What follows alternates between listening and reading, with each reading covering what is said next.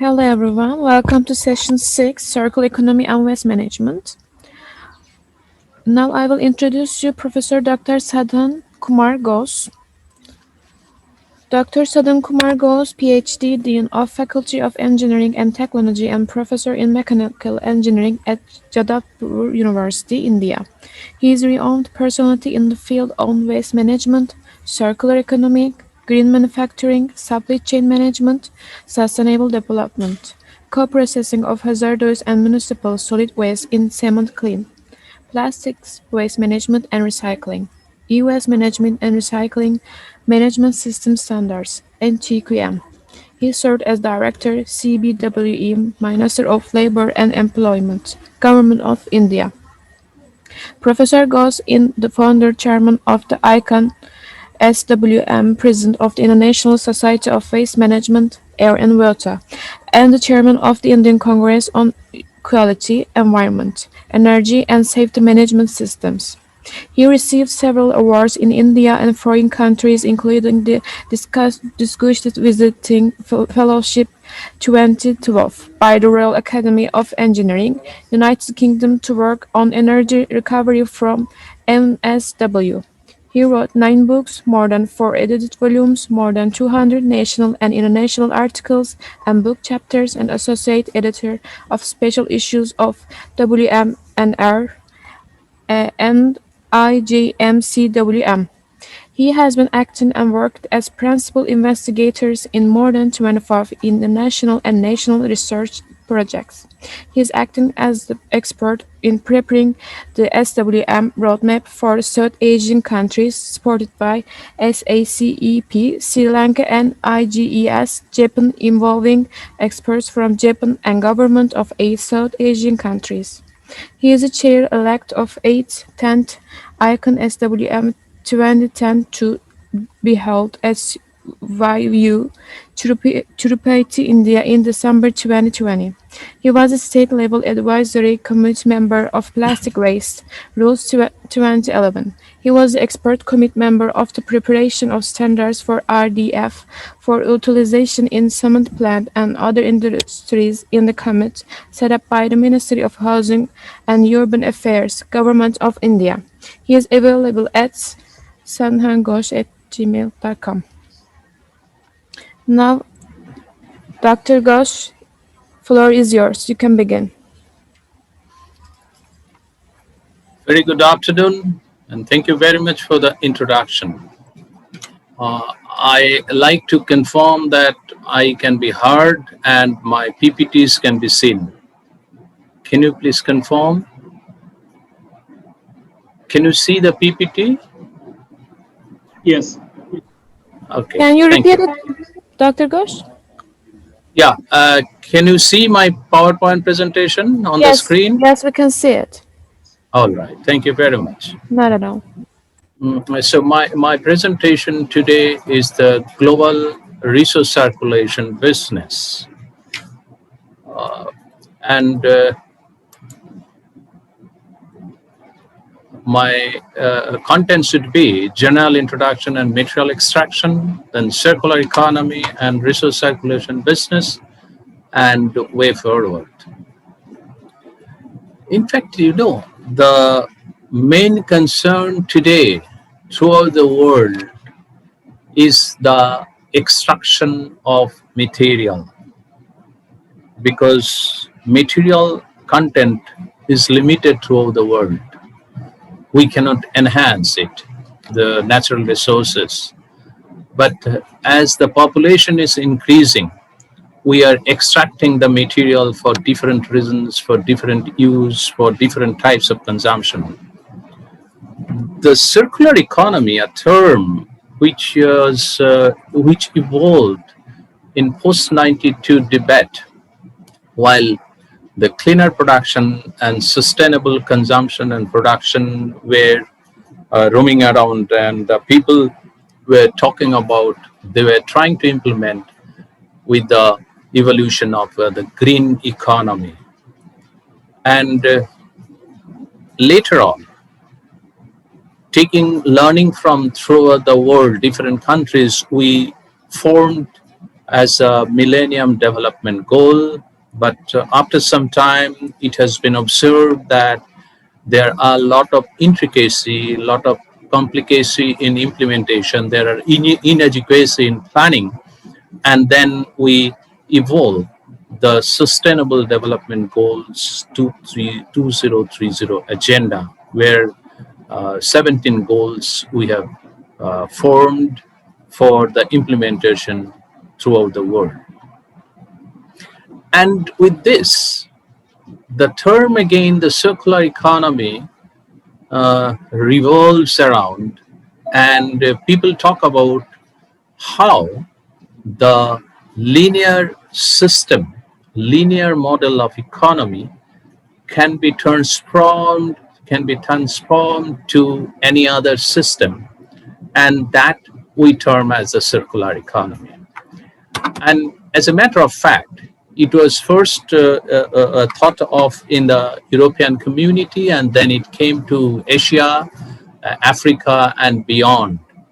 And it has been also observed that those countries who are working on the circular economy and also implementing the circular economy, it has been observed that if really the circular economy components can be implemented, the concepts can be implemented, then the waste management, which is really a problem for all the communities worldwide, can be controlled.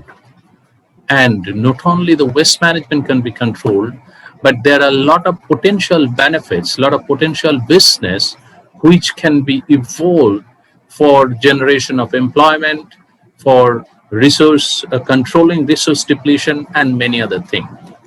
So while talking about the material extraction or the material consumption, it is really very much alarming that in last 3 to 4 decades, the global material use or the extraction has almost become 3 to 3.5 times. And the data says that 26.7 billion tons was in 1970, but in 2070, it became 92.1 billion, which is really alarming. And with the population growth and with the consumption pattern, change of consumption pattern, it has also been forecasted that between by 2050, the consumption will increase between 170 to 184 billion tons.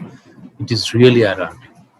So if we look into other analysis by different research group, we can see that there are really alarming situation in material extraction scenario.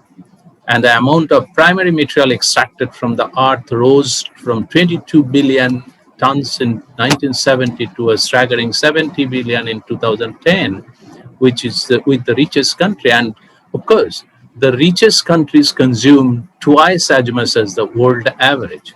So we have to be very careful about this material extraction. And there are some data I have taken from the literature, and if we see that the population in 90 and population 2070, it's an increase in 150%. But whenever we talk about annual consumption pattern of material, it became 238%. And the average daily material consumption is nearly 150%. So these are some of the data which really gives the people to think twice that how to reduce this material extraction. Because this is one of the fundamental area of concern of the people, that how this can be reduced and how the sustainable development, that is the material for the future generation, can be kept as it is as long as the people's activity, human activity are on. And the similar thing, we have the data for India. The same thing is happening in India also, whereas we have 17% of the global population in India, on 2% owes land mass, and 4% of total freshwater resources. But whereas the resource extraction of 1580 tons per acre in India, which is higher than the world average is 450 tons per acre. So these are all issues which drives the people throughout the world to think twice what can be done, how it can be reduced. If we look into the material balance, we can see that some of the countries, I have just taken data that this is the MSW generated million tons per year. That means whenever we do use material, we generate different types of waste. Here I have given the municipal waste. But if we look into the last 4 columns, we will find that we are generating waste, and these waste are collected and also thrown away in different places, including the dumping grounds. And as a result, what happens that there are some countries where we will find that only 3% of the waste is recycled, whereas there are some countries where there are no recycling, very few recycling is there. On the other hand, if we look into countries like South Korea in Asia, we'll find that their dumping is very, very low. If we talk about Italy, if we talk about Germany, we will find that the reduction, the dumping, or rather the landfilling is very low. It is 26%, 20%, like that. Whereas in some of the countries, 82%, 97%, 59%. Of course, if I talk about India, for last 5 years, India is improving a lot with respect to the waste circulation and also reduction in consumption pattern, change in consumption pattern. And we have reduced from nearly 78% to 57%. And this is last year data. And I'm quite sure that this is also lower by at least 3 to 4% by 2020. So these are all concerned for thinking in other way. So the name of that new thought process is circular economy. What has to be done? The downstream focus is use the material and recycling. But we have to reduce at the source. Source reduction is most important, and then extended use and reuse. So recycling is the second phase of activity. So the first phase of activity for all of us at this stage has to be reduce at source. Source reduction, and then it use its extensively up to the maximum limit, and then if it is possible, wherever it is possible, reuse it. So product policy towards resource efficiency means you extract the material once and reuse and reuse and reuse, so that the material extraction rate becomes less with time. So this is one thought process behind the circular economy. We have number of definitions, so I am just giving one definition which I formulated, that we have to, in one sentence, it can be considered that what I call it EPCD2, that extract, produce, consume, dispose, and deplete. So this process we cannot move forward with for some time. So now the change scenario is you extract the material and produce, consume, and then again consume, again consume, again consume. And as a matter of fact, through a closed loop system.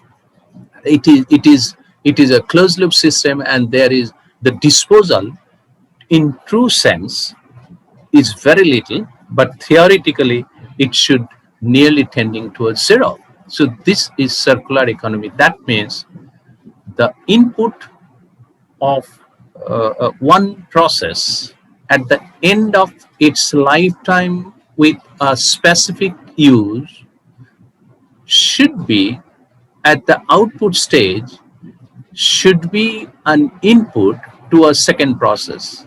So the output of one process at its disposal stage, at its end of life stage, should be acting as an input material to the other process, and subsequently this should go in a cyclic process. It should round about a point that taken material, used material, then again at the end of the life, you take the material, put forward for other process. So that material should not be disposed. This is the concept of circular economy, and this will evolve a number of times the local economy, which helps employment generation, which helps reduction in consumption pattern, reduction in extraction, and many more things. And I have just shown this is a very common example, and it is very popular figure that raw material production, distribute, consume, and waste. But here you have a cyclical process of using the material, design the material, produce the material, use the material, and again it recycles. Only a very few amount, only a very small amount which is not usable in any of the processes can be converted, can be taken into as a residual waste, and which may be the landfill and others. And this is one of my model. And circular economy is very easy to use the term, but circular economy is very, very tough and challenging for the implementation. So we have a material and start recycling it, it doesn't happen.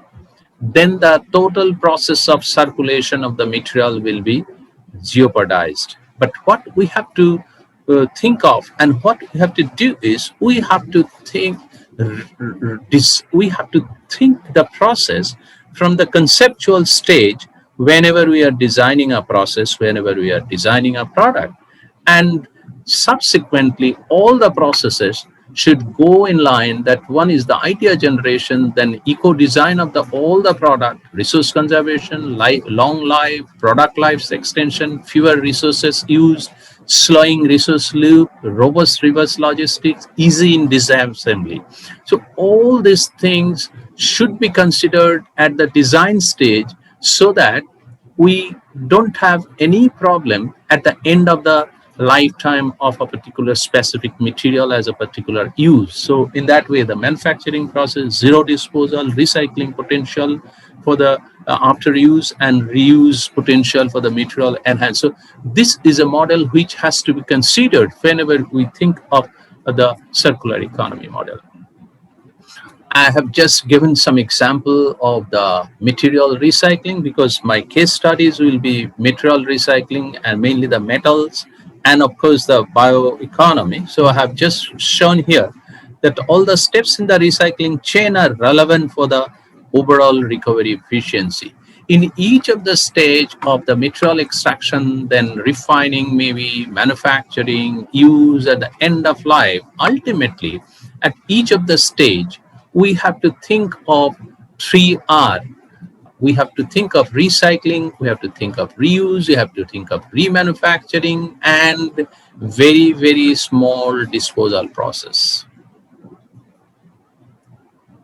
And you know that considering any of the machine, any of the process, we will find that most of the things, most of the materials can be recycled. Like if we consider a washing machine, nearly 95% of the materials are bulk material like steel, stainless steel, plastic, glass, copper, and other things.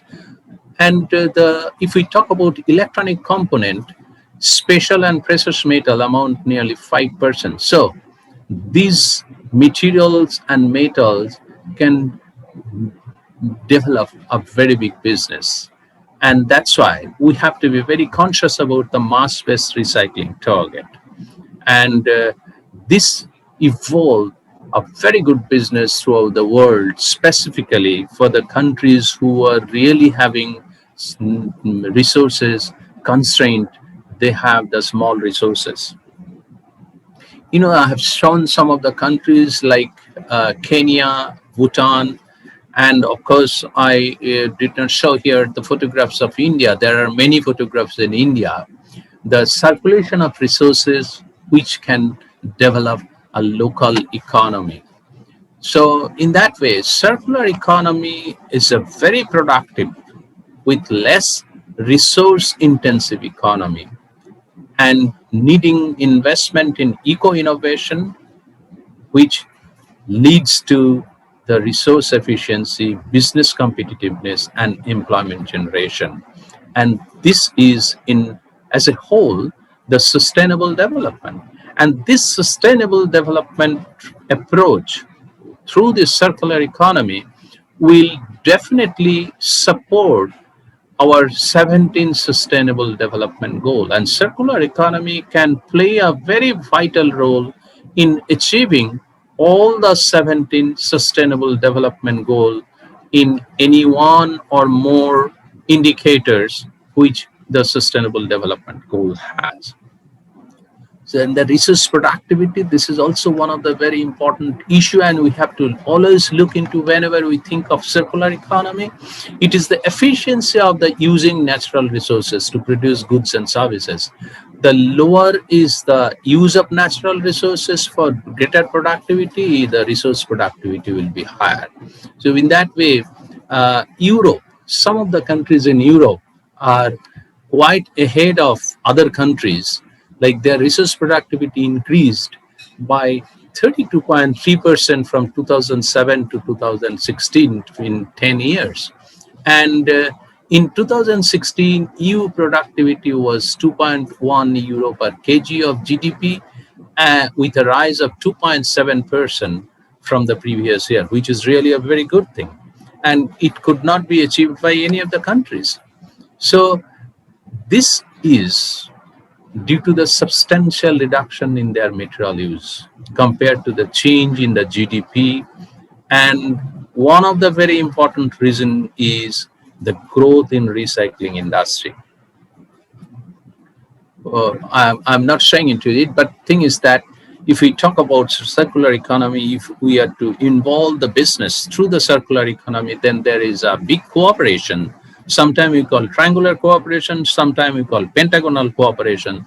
That is very much required, that the government will implement, the government will formulate the rule and implement the rule.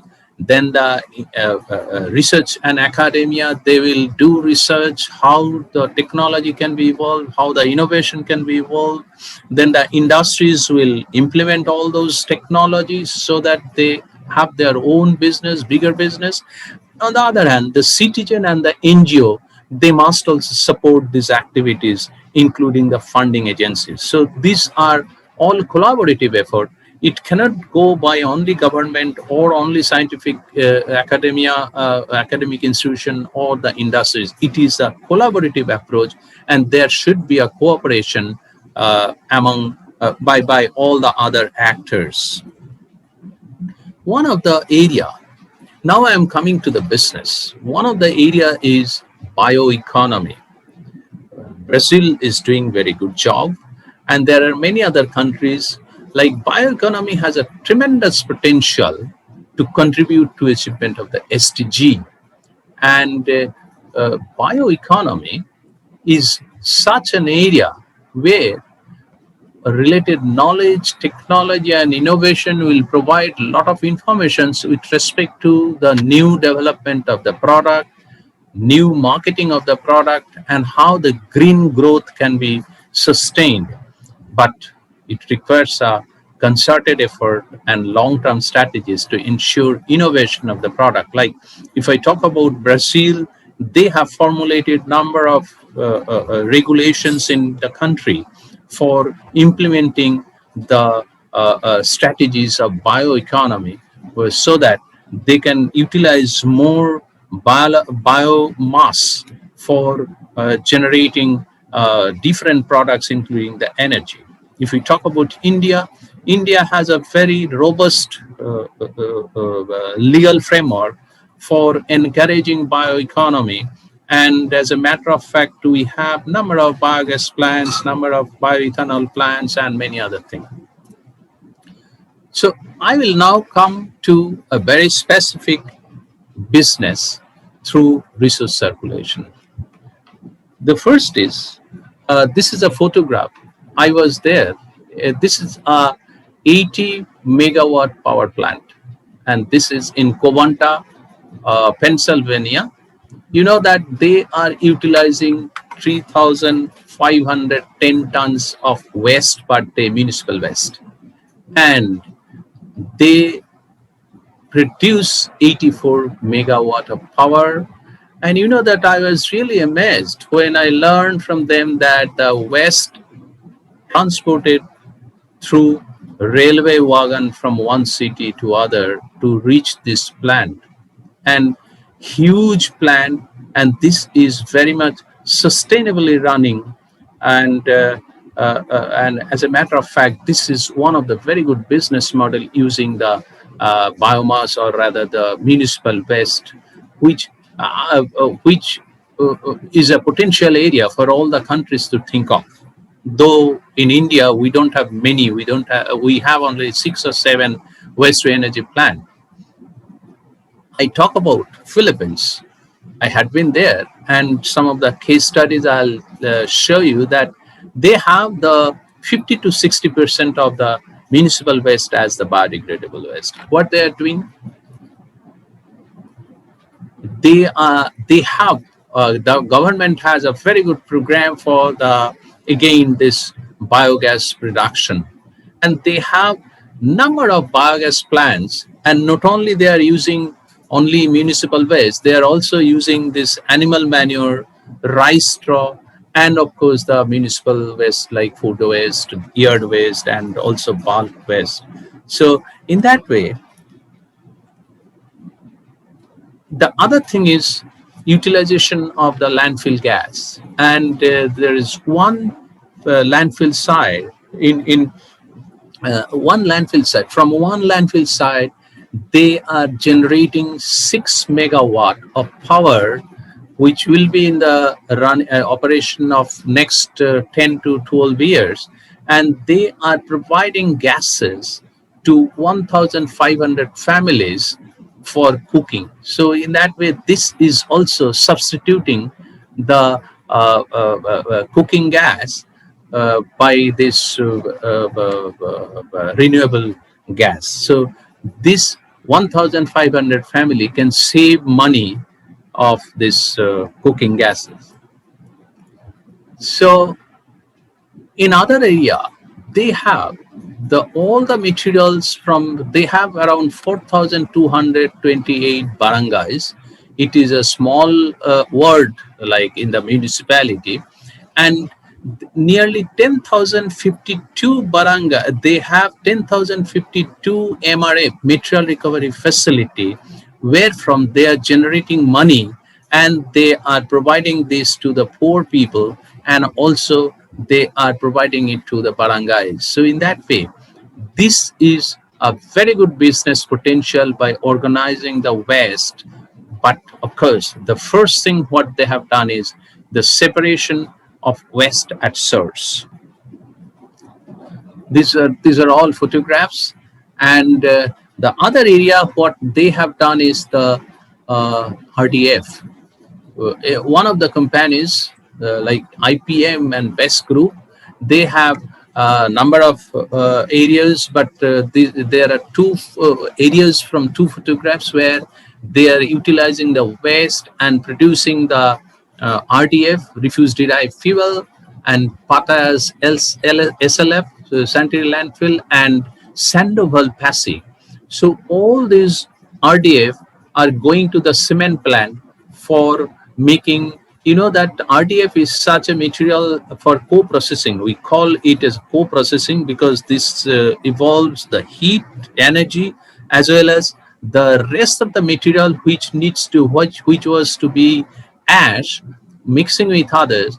it converts into the clinker and the cement. So as a matter of fact, if you take 100 kg of material, convert into RDF, and then all this 100 kg of material RDF will be converted either into the energy or into the cement. So there is zero waste disposal from this. So these are some of the techniques which brings money in the society. So waste, when we are throwing it away, it doesn't have any value, rather it creates problem. But whenever we convert it into business, this really gives employment, this really gives many more things. So they have MRF operation in all the barangays, and these are all MRF which they are working, and they have manual, semi-manual, and also some automatic machines for separation and also the segregation and then the waste processing.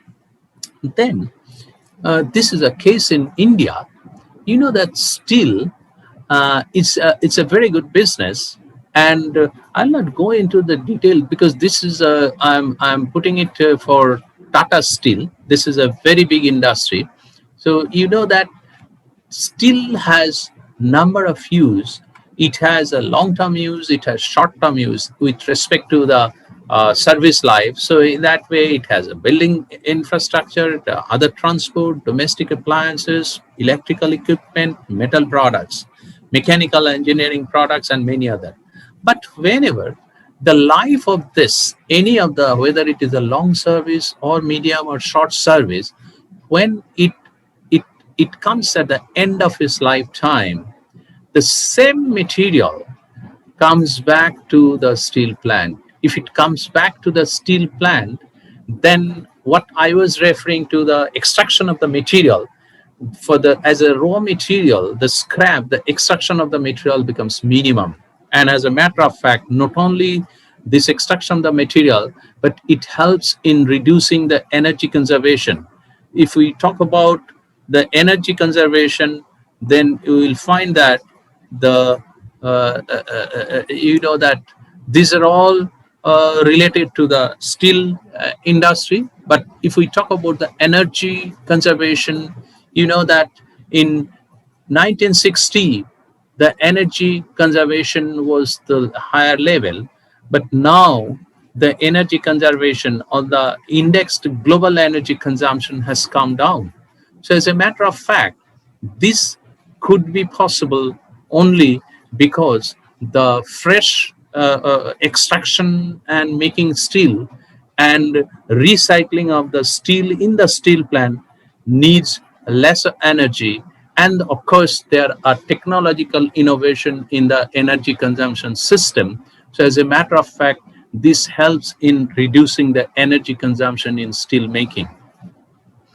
And from the steel plant itself, the right hand side portion is the disposal portion. Usually the 64.4% is steel, and 2.7% is the waste, and 32.9% is the byproduct.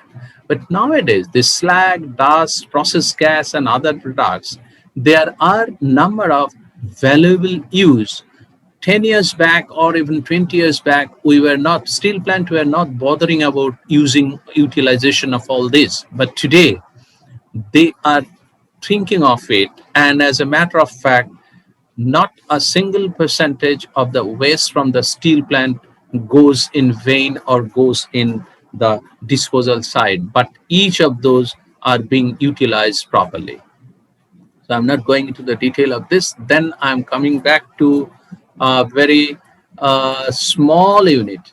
You know that this C implementation, the big units, they have a lot of infrastructure, they can do it.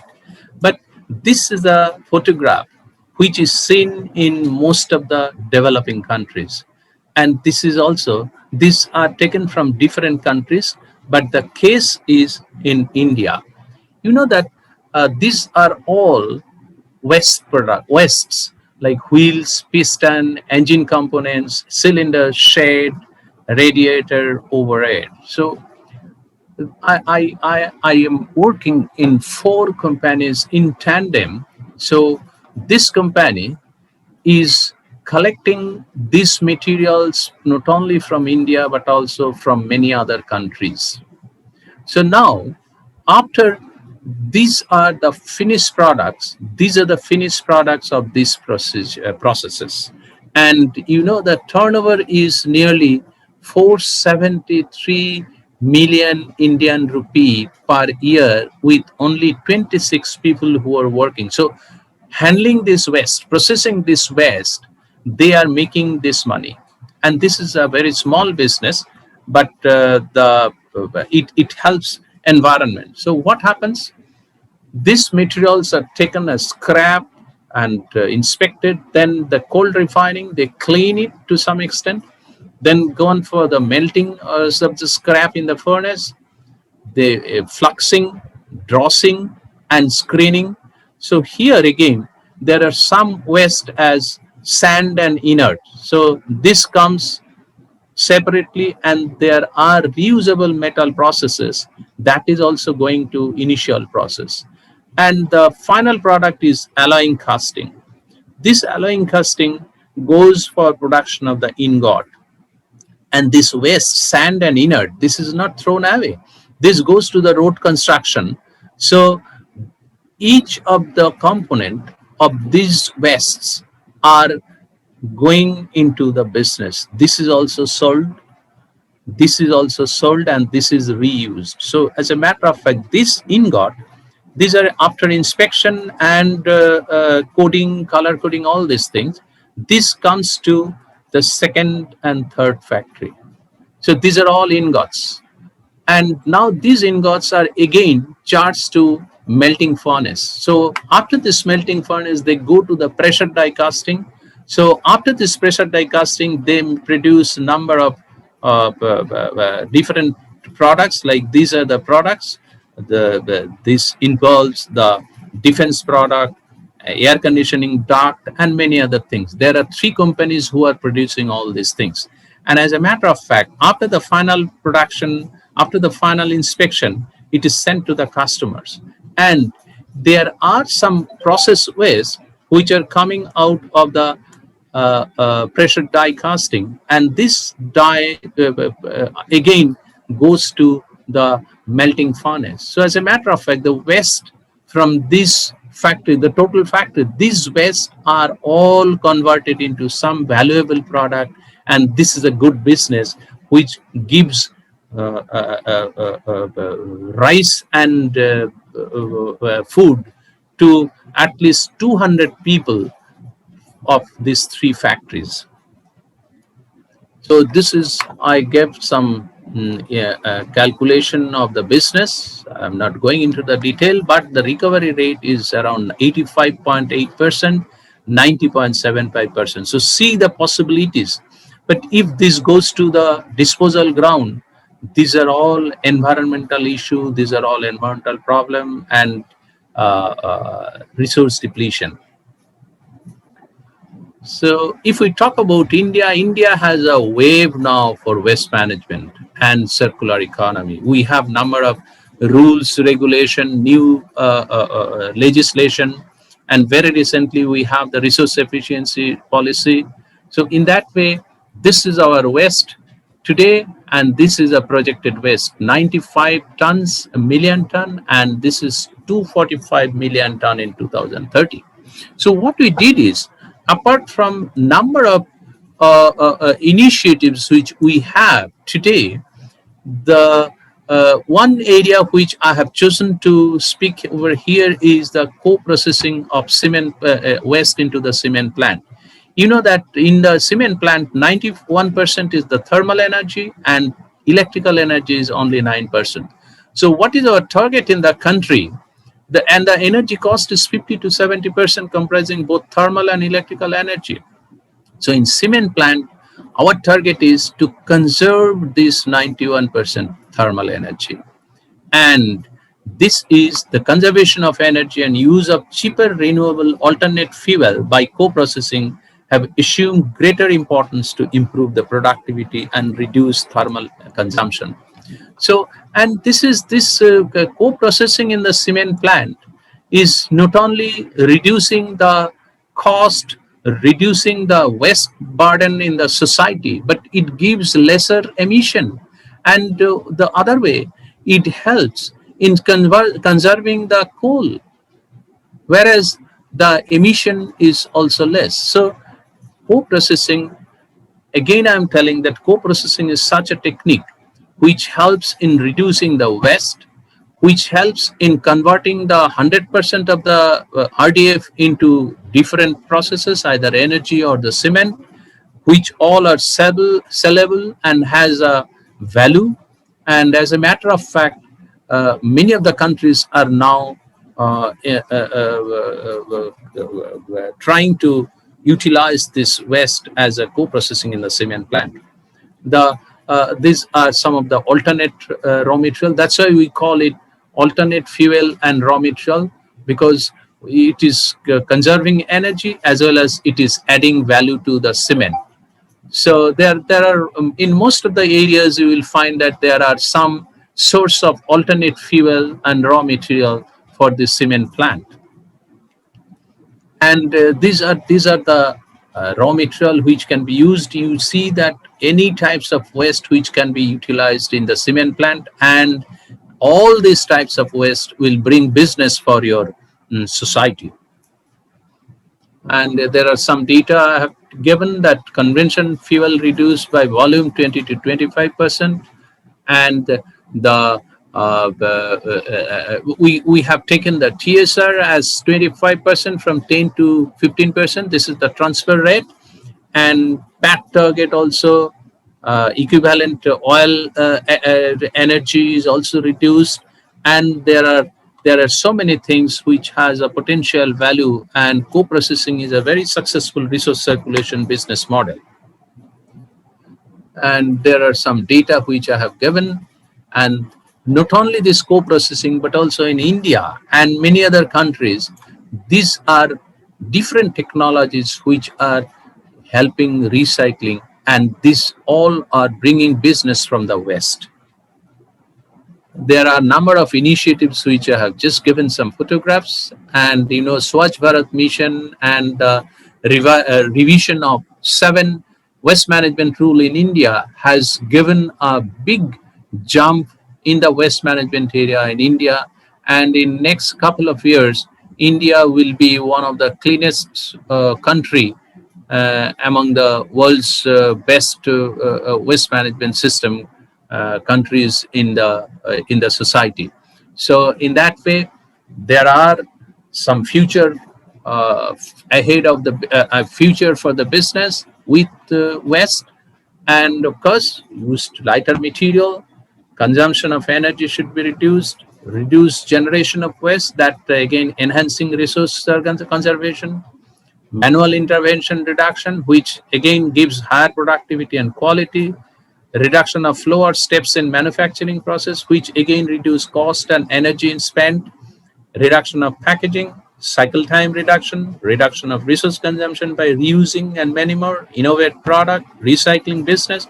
So in that way, my submission to the society and the people over here is waste management, unless and otherwise, is converted into a business management and the business model. Waste management in the country cannot be there cannot be any solution. So waste management, starting from the source segregation to the end disposal of inert, there must be a very good supply chain of business, and there should be very good research on this. And with this, and with the message that again waste management should be converted into a effective business management business model and sustainable supply chain. With these few words, I thank you for your patient hearing, and if you have any question, you are welcome.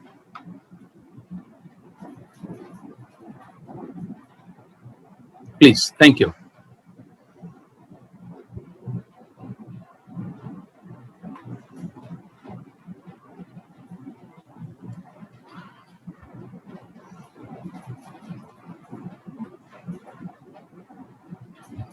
Hello.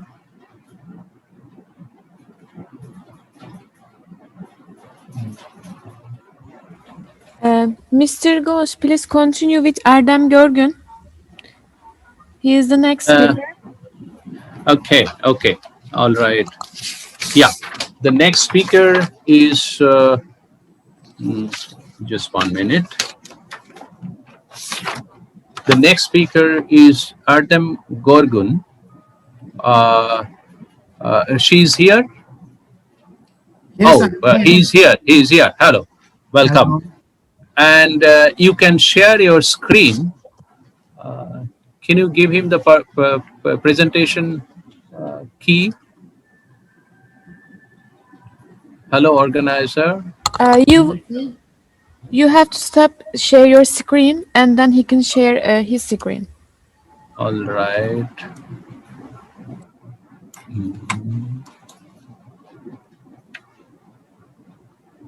Can you see mine? Yeah. Erdem. Okay. So Erdem is co-host, right? Am I? Yeah, it is written that you are co-host.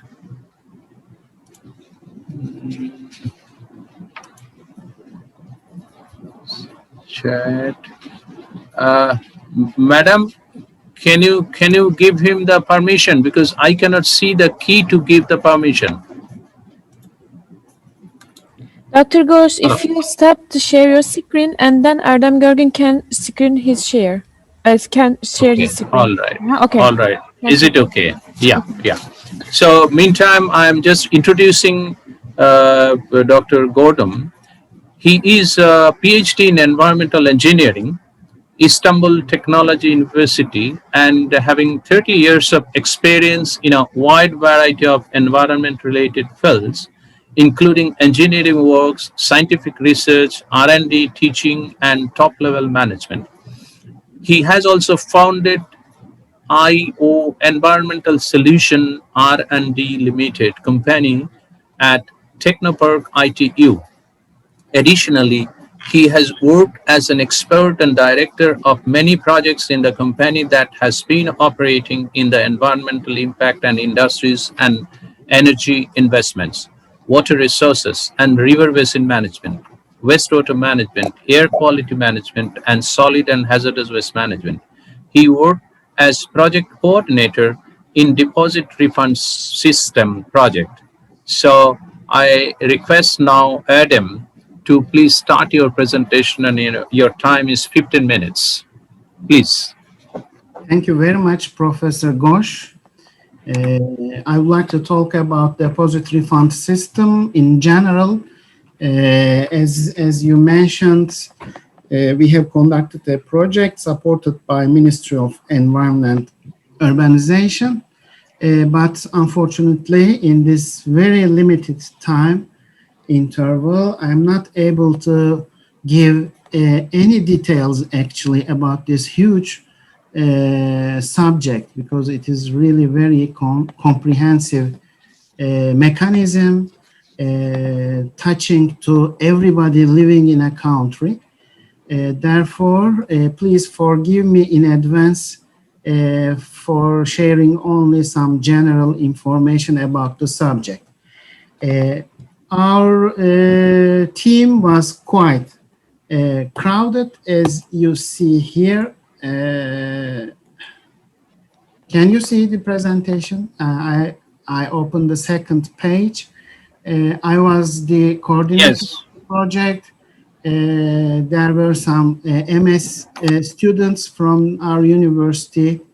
Also, there were some professionals, expert on legislation and public-private partnership subjects. Also, we have a very important environmental consultant and environmental economists at the team. First of all, I would like to show these photographs. They are taken in Istanbul streets, in some different time intervals. Unfortunately, we see this kind of views. You see rubbish bags, and also some beverage containers here, PET bottles, aluminum cans, and also glass bottles can be seen, unfortunately. You see, this is very center of the Istanbul, and we sometimes face this kind of very bad and dangerous, actually, pictures in the city. Why? Why we see this? Do we deserve this bad and dangerous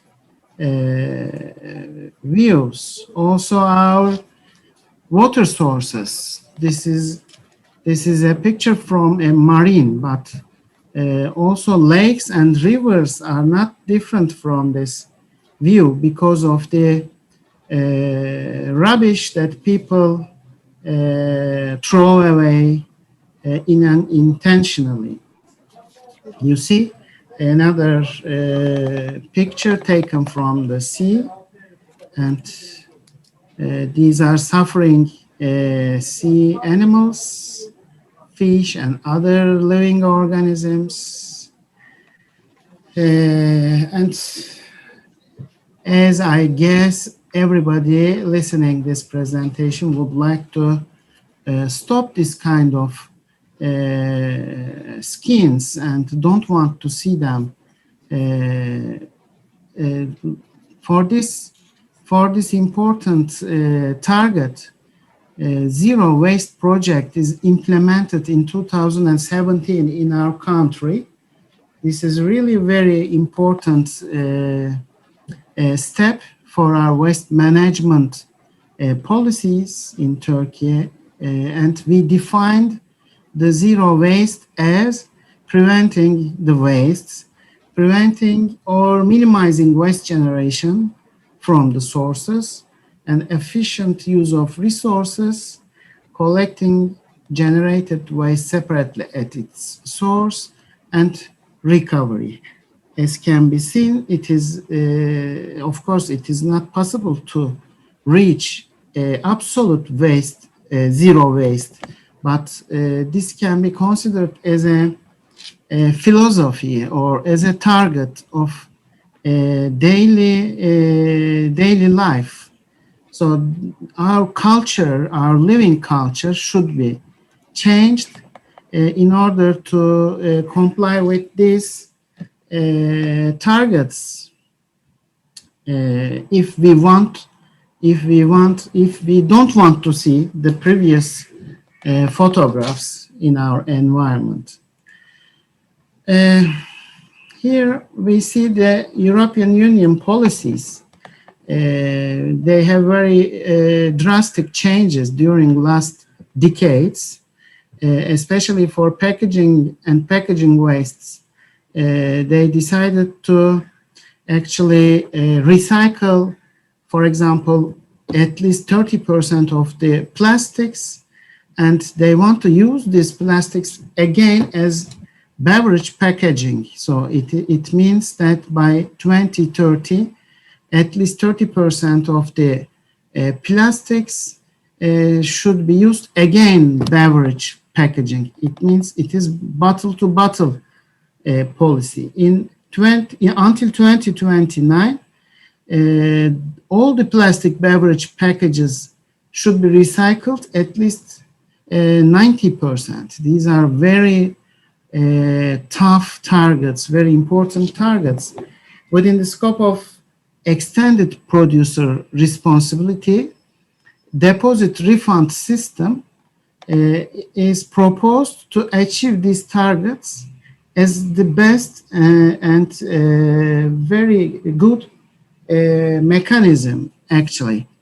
By deposit refund system, only by deposit refund system we can achieve this kind of hard targets. Therefore, Turkish government decided to investigate this system, if it is proper to our country or not.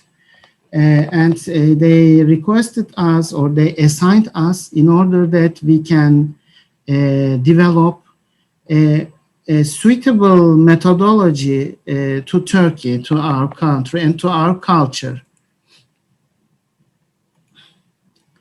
Here you see the goals again, European Union goals in 2025. Bottle-to-bottle recycle should be at least 25%, and by 2030 it will be 30%. There is a standard applied in EU called as EFSA in order to use the bottle again as bottle. In Turkey, our Ministry of Agriculture are preparing as a food code for this EFSA standard. If we apply deposit refund system successfully, then our legislation regarding to bottle-to-bottle recycling will be implemented by Ministry of Agriculture. What is deposit refund system? Actually, everybody experienced this system in their lifetime, especially when we were young, when we were child, we were very familiar to this system. A sum of money given as security for an item acquired for temporary use. An example is shopping trolley rental in supermarkets. We put 1 lira and use the trolley, and then when we leave it back, we get the money back. This is very similar to the bottles. Here you see, first you go to the market and you take a bottle of beverage, you pay its money, then this packaging is refundable. As soon as you recover it, as soon as you bring it back, you get the paid deposit back. You recover your deposit. And afterwards, at the fourth stage, it is the most difficult part. We have to collect all these recovered packages and send to the recycle. This part is quite difficult and comprehensive. This should be very well designed, actually. Some people say deposit system is a kind of taxes. Some people say it increases the prices of the products, but actually it is none of them. It is not a tax, and it doesn't increase the price. It is because it is fully refundable when the item acquired for returned as agreed. So these criticisms are not proper, actually. Of course, it may have an effect on the inflation ratio, but because of the financial contribution of the parties, but in any case, it is not a tax, or it is not a price increase of the product, because it is fully refundable. Why deposit refund system? Because you get clean packaging waste. This is very important, because without deposit system, of course, we can recollect the packaging material, but it became really a waste because it is contaminated. But with deposit system, we cannot call it actual waste. So we have to call it clean packaging material, not waste. We can achieve very, very high recycling rates. We would have clean raw material, which is very important for recycling. Of course, it is one of the major contribution to the circular economy, and at last we achieve clean environment. We don't see the photographs that I showed before. Here, another details about the deposit refund system, maximum reduction in beverage packaging that causes environmental pollution, I don't want to read all of them, but increasing the economic life of landfills also very important. Highly economical recycled materials we achieve. Additional employment and support to the economy is also another advantage. Reduction of greenhouse gas emissions and contribution to the struggle to climate change, and it is the best system for bottle-to-bottle recycling.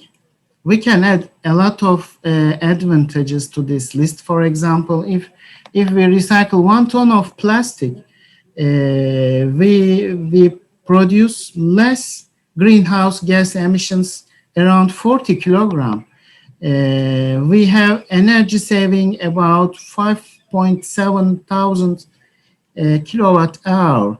23 cubic meter of sanitary landfill is saved. This is also very important. And similar advantages also comes from metals, materials, aluminum materials, and also from glass. Glass, quite important, because if you don't collect it with deposit refund system, but any other methods, then it doesn't have any value because it is heavy, and whenever it is contaminated, it has nothing.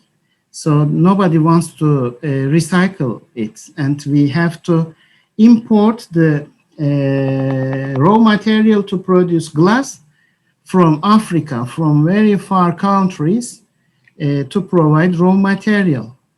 At the same time, we throw raw materials as bottle to the landfills. This is not logic actually, and this is the best advantages of circular economy maybe. A lot of country aware this advantages, and you see the left window, a lot of European countries applied this system, and a number of them are also being prepared themselves, including Turkey. And at the right hand side you see arguing about DRS countries. They also would like to prepare and apply the system in their countries. By the way, I am very pleased to inform you that 2 weeks ago, Turkish Environmental Agency has been, the law of the agency has been submitted to the Assembly of Turkish Republic, and at the first stage it has been accepted and approved, fully approved. We will have an agency to apply this deposit refund system. Here we see the countries, the success stories of the countries. Look at the Germany. 98% of the beverage containers are recycled by deposit refund system, and also other countries are very successful. Lithuania, they applied this system just 4 years ago, and now they achieved 92% of recycling rates. Yes. Edem, can you finish in 1 minute? Is it possible, please? Yeah. Okay. So let me talk about this finally. If you want to apply this kind of a system, you have to have a strong legislation that our country is being prepared.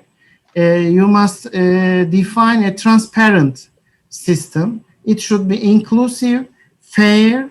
It should be very simple and understandable by consumers. It must be sustainable, and also all stakeholders should share the responsibilities. This is also important, very classical, shown a very classical scheme of the flows of material, cash, and data. I don't have time to give you detail, unfortunately, but this is the heart of the system, actually. We system not applied in other countries generally, but a unique system, which is a public-private partnership model.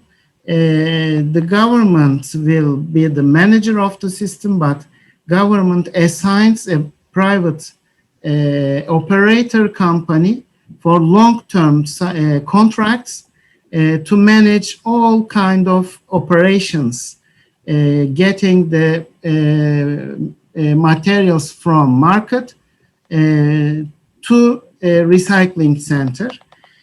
Let me finish. Actually, I have a lot of things to tell you, but I hope another opportunity will appear at the future.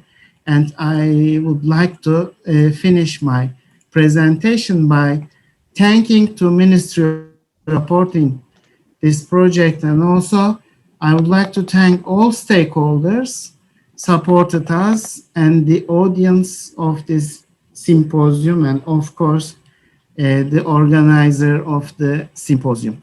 Thank you very much. If you have any questions. Thank you, Erdem. Thank you, Erdem, for a very good presentation. Now I invite questions from the audience, if you have any, please. Thank you, Mr. Ghosh. Is there any? I can't see. I cannot open my chat window, actually. All right, I cannot see any question. So if there is no question, then I'll request you to please unshare your screen, and we will go for the next speaker, Okay. Dr. Hasan Balkan Oral. Hasan Balkan Oral. Are you there? Hello, Mr. Yeah, hello, Professor Ghosh. I'm here. Can you hear me clearly? Hello. Yeah. We can hear. You can share your screen. You can share your screen, please. Okay, then could you allow me some quite few minutes that I will go over. Okay, then. So. Yeah. Erdem, can you unshare your screen? Can you close the PPT? Okay, can you, Professor Ghosh, the audience, can you see my screen? No. Because his screen is still there. Mr. Görgün, if you don't share your screen, and then Dr. Oral can share his screen. Yeah. Mr. Görgün, can you hear us? Don't. Yes, I had a problem, but now I hear you.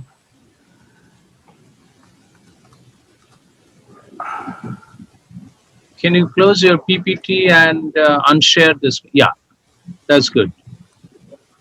Yeah. I like to introduce Hasan. Dr. Hasan Balkan Oral is a full-time researcher at the Department of Civil Engineering, Faculty of Engineering, Istanbul, Aydın University, a PhD from the Institute of Environmental Sciences, Boğaziçi University of Istanbul, Turkey. The title of his PhD dissertation was Impact of Land Use Change in Soil Inspiration and Elemental Carbon in the Forest of Karasu District. He conducted his postdoc studies at Ben Gurion University of Negev, Israel, in the field of agriculture and environmental science. Currently, he is working on environmental sustainability, nature-based solution, and circularity application in the environmental science and engineering. Hasan, you please start your presentation for 15 minutes. Okay, thank you, sir. Thank you. I hope you can see my screen. Yeah. We can see and we can hear. Okay, before starting my presentation, I would like to express my sincere gratitude to the chair of the conferences and the members of the scientific committee who allowed me to be present my presentation. As you may see that my presentation title is the Circular Economy Assessment in Solid Waste Management Project of Istanbul. Before starting my presentation, I would like to share the main steps of my outline. I will say something under the introduction, then theoretical background, methodology, results and discussion, and conclusion. I don't want to take your time, then I would like to fit all things in 15 minutes. Okay, as for the introduction, there are three important definitions which is currently related with the sustainability, sustainable development, and solid waste management. There is no need to make a definition for this one, but there is one important thing that solid waste management is also be related with sustainable development via the sustainability, because some items or some definitions are currently, taking place in both, the definition. So what is circular economy, or what is the perception we need to say under circular economy? Circular economy can also be described as redefining growth, focusing on positive social benefits.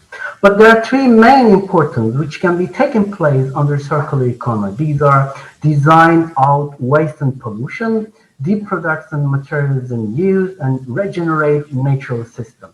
So as you may pay attention, what is the relationship between circular economy and solid waste management? Before starting to tell you about these, relationship, we need to understand about the linear economy approach. When you pay attention on the screen I'm sharing with you, you can see that municipal, the solid waste can be related with design out waste and pollution via the collection, transport, and the segregation, which is a kind of a figure which is also, shared by Waziye et al. In 2020. Okay, so under and with the help of this definition, what shall we say about the population projections of the Istanbul? As you already knew that about that, when you have the huge number of the population, the amount of the pollution is so high. So when we take a look at about the Istanbul, the population is something about the 50 million, and this is the legal number. Of course, that it will be, so much higher than this one. And in coming year, maybe after 2030, this number will be increased. So as a basic or the rule of the thumb, if you increase, the population, the amount of the pollution could increase. So what I told you this one, what is the aim of this study? The study aimed to approach some solid waste projects out in Istanbul with a circular economy perspective and to provide some, the ideal solutions for the future integration. For a case study, I made a choice for Istanbul Environment Management, or in Turkish it is known as İSTAÇ, is a kind of a demonstration area for this purpose.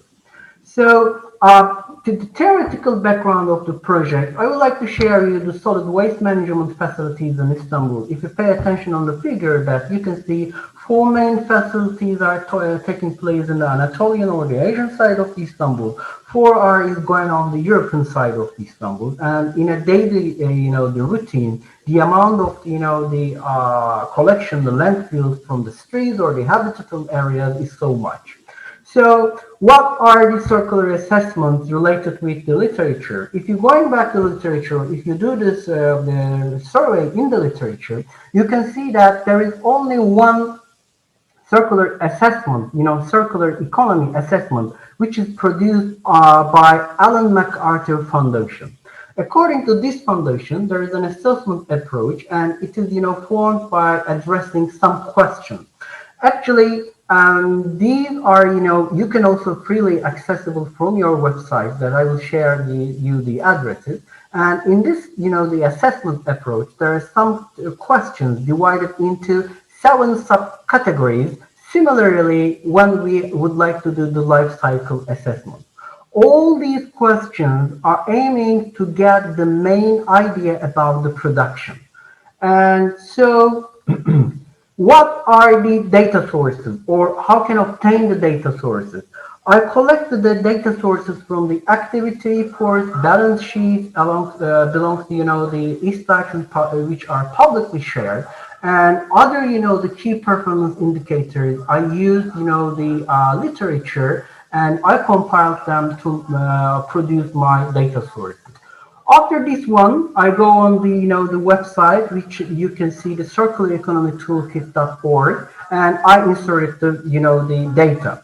as you may notice that the first of, the very important thing I would like to share, the assessment tool accepts only the verbal data, which is based on the observation. And for these observations, it is all based your, compiling data. There is no numerical insertion. But the main steps of the working principle of the tool framework include, as you may see, that design and manufacture and product recycling, refurbish, and reuse. There is a cycle in here. So when I inserted the things that also this is the thing that I would like to share with you as a figure that what shall we do or what you can do. After, inserting, these parameters, what are the results that I get? So on this screen, I share that the company type, the product type, design and manufacture and distribute. So this is very long list. I don't want to share you with every details in here because otherwise it would take so much time of yours. But basically, when I inserted these, the information, as you may see that on the green part, reducing materials and optimizing the materials can be, handled by the company, by the facility is so good. But there is one point important thing that industrial symbiosis cannot be taken place. So there should be a much focusing on here. So to me, my left side, but I don't know which side can you see, but on my left side, there is, some kind of the figure, you see that improvement potential. And under the improvement potential, there is high, medium, and low. So this gives us the results of the circular assessment adjustment. So what do I have? After running this assessment, I do have the main improvement areas and the main improvement potential. What are these ones? Reducing materials has the high opportunity. Optimizing materials have the high opportunity. Industrial symbiosis, that is the medium opportunity that I will share the, the definitions of what does that mean. Using is the medium opportunity, maintaining and repairing as the medium opportunity, reuse and redistribute as the highest opportunity. So why does this industrial symbiosis is so significant appeared on, the previous results? Because the industrial symbiosis is, give us an idea which wastes or byproducts of an industry or industrial process become the raw materials and it can be used in again. So the application of this concept allows materials to be used more sustainable way, and hence there should be, some kind of a, the economic income as a, in an increasing way. So design, manufacture, and distribute depends on these data. If you pay attention about, if you have to pay attention about this table, you could see another, the classification. For the low classification, you can see that high waste of material could be reduced through the redesign. This is a kind of a, not saying the drawback, but it could be improved.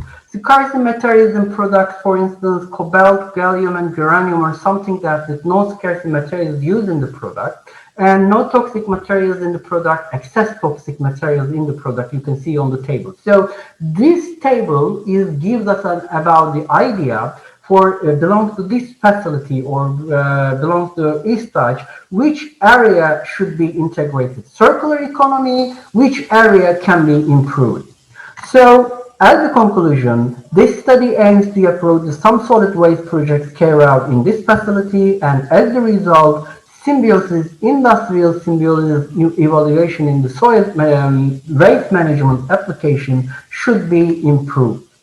Thanks for your attention. If you have any questions, you may address. Thank you, Volkan.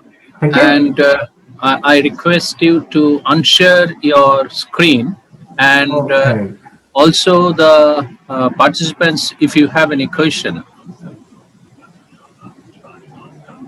Kindly raise your question and write in the chat box if it is possible, or you can also use your microphone for any question.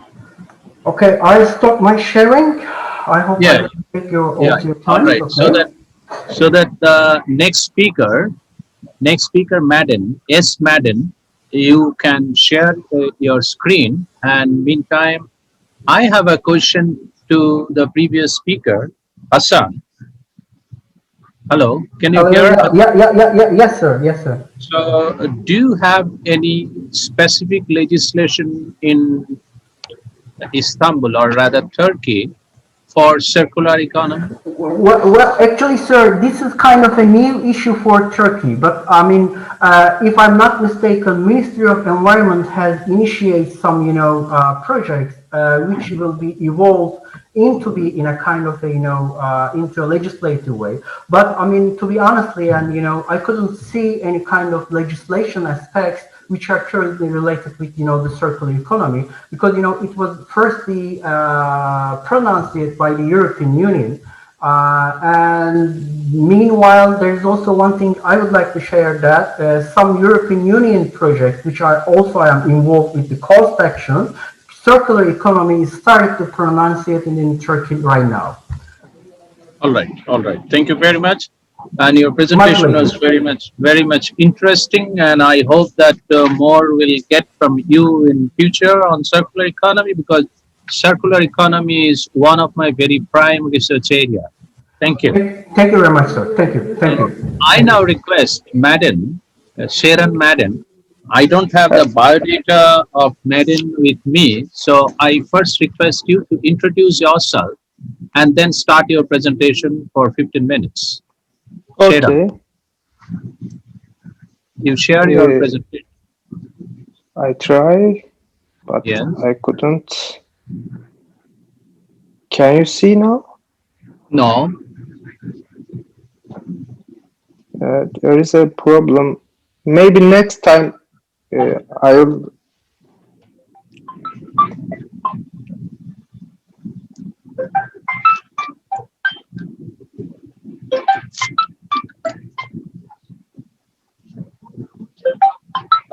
What you can do is, I mean, what type of problem you are facing for presentation? I couldn't open. There is a problem. My Okay. iPad. I request organizer to please guide him.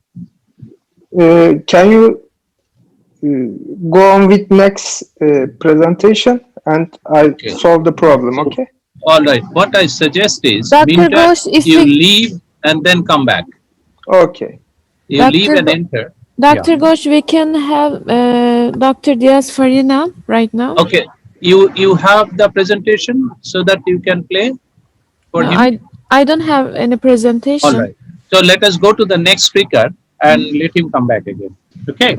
Okay. So Eugenio Diaz Farina. Hello, everyone.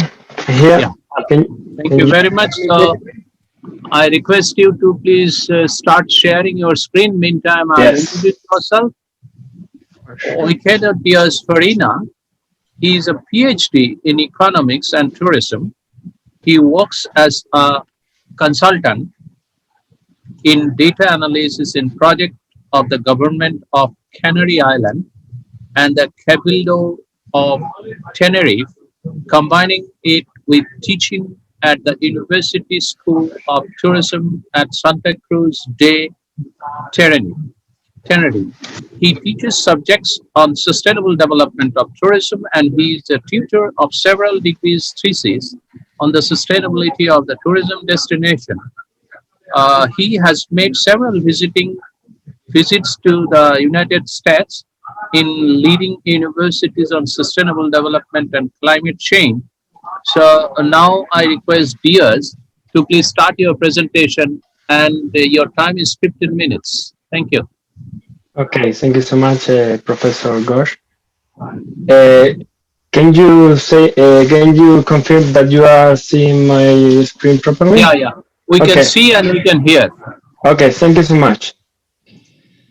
So, hello everyone. My name is Eugenio Diaz. As Professor Ghosh said, I'm a PhD candidate at the University of La Laguna in the Canary Islands in Spain.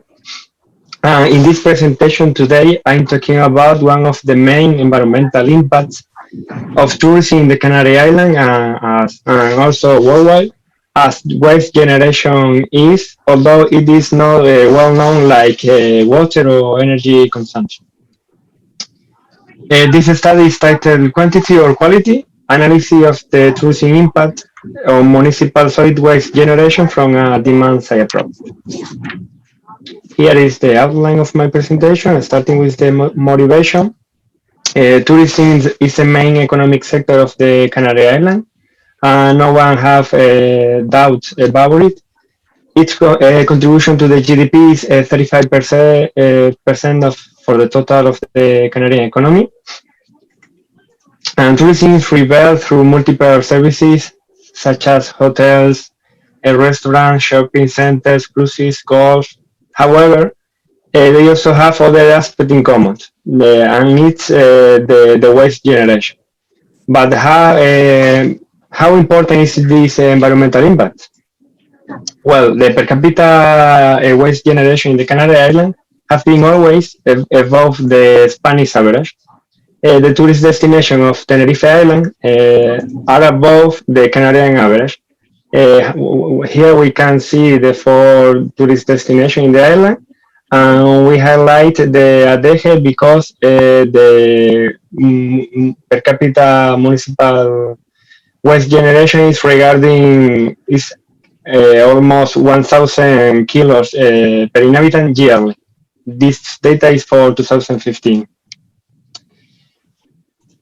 Okay, but how is the waste management in the Canary Islands? And what about in the tourist municipality of my island, of Tenerife? Well, in this graph, we see that the share of sorted waste is very low compared to the national average. For that reason, we believe that the hospitality sector may be an important ally to reach the European environmental targets. Okay, but what is the contribution of tourism? Because obviously not everything came from tourism, right? And this is why we need to have a deep understanding about the contribution of the tourism to waste generation in order to develop the proper economic policy. Here we can see a table with previous studies analyzing the impact of tourism to waste generation from a demand side. All of them have used as a key variable of tourism the number of tourists. However, it's a very limited version of the reality because we know that the purchasing power of tourists is different among them, okay?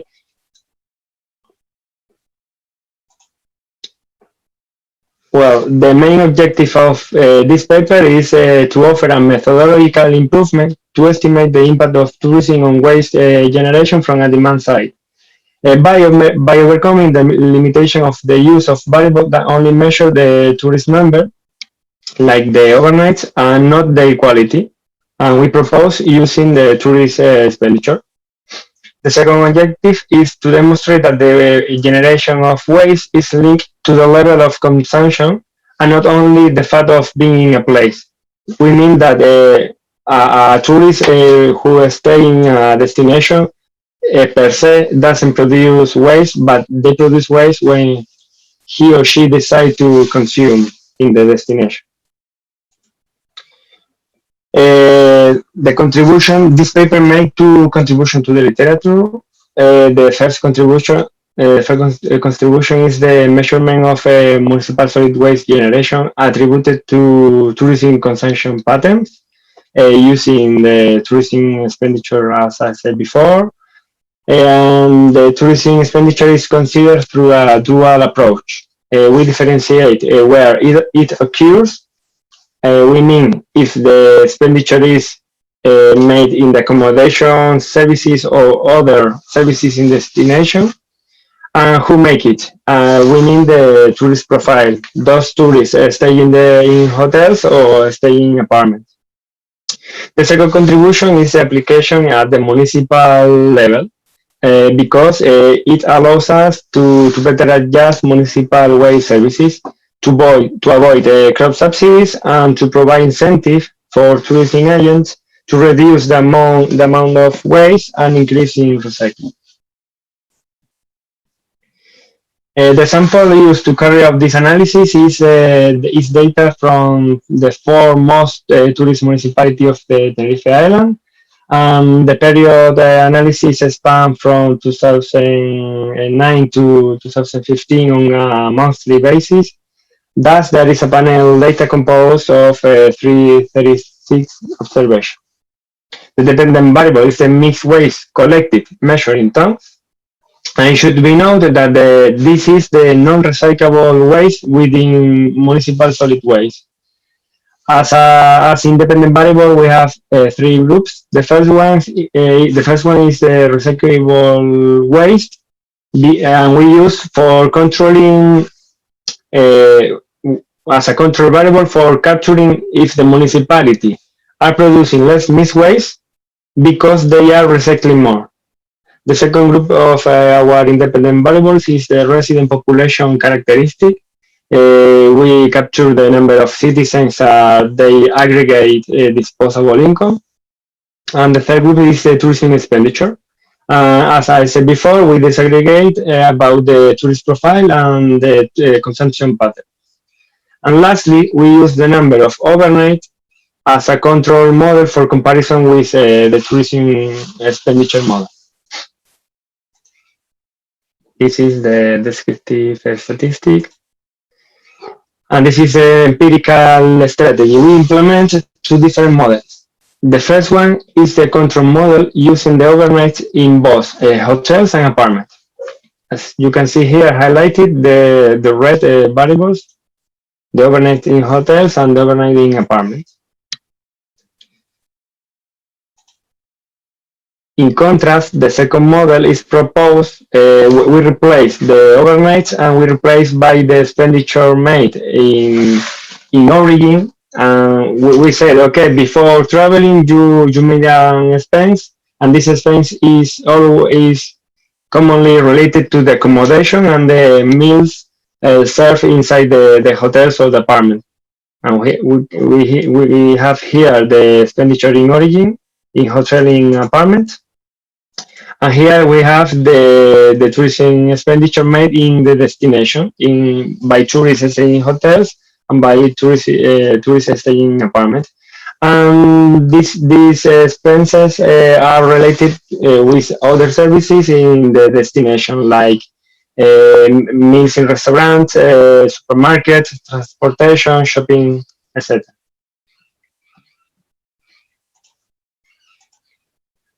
Okay, the result of implementing these two models. Here we have the main table of the result. The results indicate that the overall elasticity of tourism expenditure by tourists staying in hotels is greater than if we only consider the number of overnight stays. We mean the sum of the two effects of spending inside the hotel and outside the hotel is greater than only considering the tourist overnight by those tourists staying in hotels. In the case of the tourists staying in apartments, it occurs the opposite. The impact of staying only considering the number of tourists staying is greater than the impact of considering the expenditure. And it's important to highlight that the expenditure inside the apartment here has not is not statistically significant. So we suppose that it doesn't have a significant effect on waste generation. Well, in order to make straightforward comparisons between the two models, we have calculated the marginal effect. For that purpose, we have used the number of daily overnights and expenditure for the whole sample.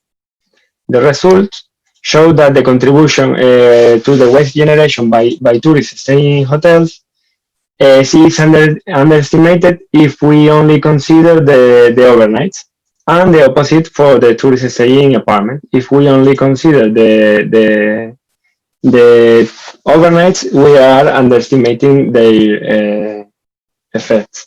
Overestimating, sorry.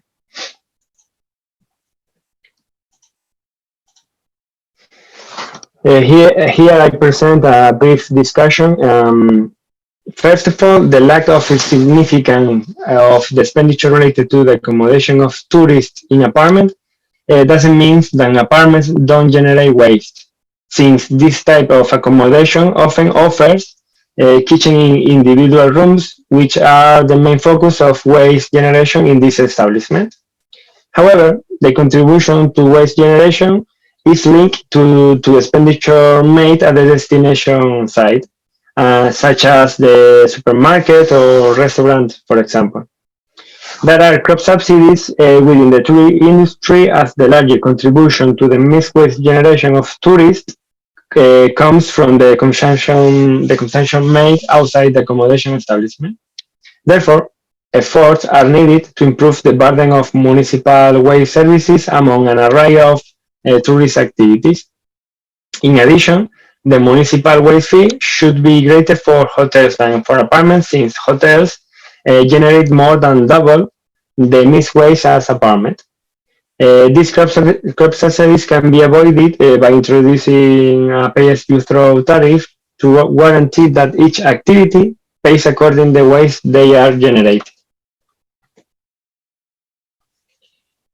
To conclude, we have made two relevant contributions to the literature. The first one is the impact on the mixed waste generation by tourists according to their profile and their consumption patterns. In that way, we are overcoming the limitation of the previous literature that we only use the number of tourists of the number of overnights. And we implement the analysis at municipal scale, so we are allowing to municipal policymakers to better design the policies regarding waste services. And we have learned from the two models, combining, the tourism expenditure model against overnight model, that the hotels generate more mixed waste than apartments, always in both models. Using overnights, the impact of hotels on waste generation is underestimated, and the opposite for apartments. The tourism expenses indicate a higher impact in services consumed outside accommodation. We mean the greater impact on waste generation by tourists is linked to other services in the destination. And we have found that no significant impact of expenses inside apartments, but, and this is quite important, the availability of kitchen is important the effect of spending in the destination. Because tourists usually staying in apartment usually buy the food, go to the grocery store and buy the food, bring to the apartment, and they cook inside, and the waste is being generated in the apartment. And that's all. Thank you for your attention. And if you have any question, please don't hesitate. Thank you so much. Yeah, very good, Diaz. It's a very interesting presentation and the work. So I like to request the audience if you have any question. Anybody has any question? So let me put my question. But before I put my question, I'll request Katharina to share the presentation, and Diaz to unshare your presentation. Okay. Diaz, tell me that you have proposed a pay-as-you fee in the hotel. So first thing is, do you have this model working in any of the places of your study? Second thing, that if it is yes or no, what would be the structure of the scheme? It is per head rate, or it depends on the waste generation by a particular traveler, tourist, or what? What is your thought process on this? Okay, thank you for your question. First of all, we are working with a tourist municipality to implement a pay-as-you-throw tariff, but it's a charge. This tariff is conceived to charge to the establishment, not to tourists. Okay, So instead of having a fixed fee, we are proposing to starting to charge the hotel and apartments according to the volume, the number of bins collected, but only for the mixed waste, not the light packaging, no paper and cardboard and glass. I don't know if I answer your question. Okay, because you know that if there is no specific model, because this is existing in many of the countries, including in my country, India. Like hotels are charged by the municipality for collection of their waste and the amount of the waste, different types of waste. So, it is evident in the literature also. But do you have any difference from those models and the proposed models which you have? Yes, yes. The tariff, the pay-as-you-throw tariff that we are trying to implement there is like it has like a competitive system, because what we are trying to do is introducing a reward and penalty system, in order to, if you are producing more than the municipality average, you will be punished. But this average is regarding the number of is regarding the size of the establishment. In terms that, okay, you are producing let's say 10 containers per 100 beds. This is to relativize the size of the establishment, and we're introducing this kind of competition because obviously all establishments want to be below the average and avoid the penalty. Good. All right. But this is another paper that we are trying to push forward. Yeah. But I suggest you to compare some of the existing models. Okay. And then you will have a better solution for that. Okay. Right? Thank you. Thank you so much. Nice work. Nice work. Thank you very so much. So now it's the turn for Katharina. Katharina received her BSc and MSc in Environmental Engineering with specialization in waste management from TU Braunschweig, Germany. And she is presently working as a project engineer for an engineering company in the field of site remediation, waste disposal, and occupational health and safety. So I request Katharina to start her presentation for 15 minutes next. Thank you. Katharina. So, thank you for your introduction. Can you see my screen? I will make full presentation. You can see it? Yes, we can see your screen. Okay, thank you. I will present today a case study for Jordan on the topic waste-derived products and secondary raw materials, a chance to reduce municipal solid waste management costs in developing countries. And as we already heard in the presentations of yesterday and today, sustainable management of municipal solid waste remains limited in developing countries, and one of the reasons are the high investment and operation costs. This leads to significant negative impacts on the environment, the water resources, and the climate. However, material recycling and energy recovery from waste can produce revenues and reduce the costs. But we need, as a prerequisite, markets for these products. Based on this background, we conducted a case study for Jordan with two aims. The first aim was to identify and analyze the market characteristics and potential for secondary raw materials, waste-derived products, and energy recovery from municipal solid waste in Jordan. And secondly, to estimate the revenue generation and cost reduction potential of different municipal waste management strategy for Greater Amman municipality.